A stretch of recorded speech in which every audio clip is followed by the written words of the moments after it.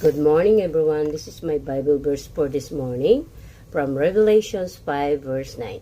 And they sang a song, saying, Thou art worthy to take the book and to open the seals thereof, for thou wast slain and hast redeemed us to God by the blood out of every kindred and tongue and people and nation. From Revelations 5, verse 9.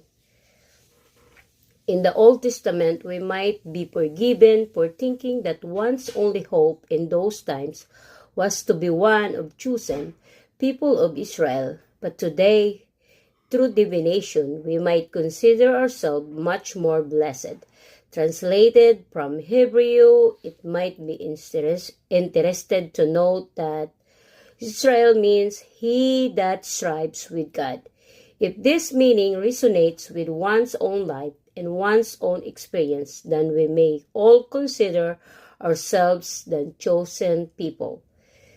Prayer. Lord my guide and my shepherd, my light upon this world, I sing to you my praise of love and adoration, for you have included me, Lord, amongst your chosen people.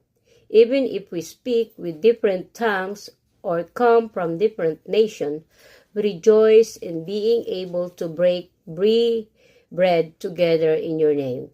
Hosanna in the highest. Amen. What a beautiful verse, Revelations 5:9. Always remember, guys, Jesus loves you. God bless everyone.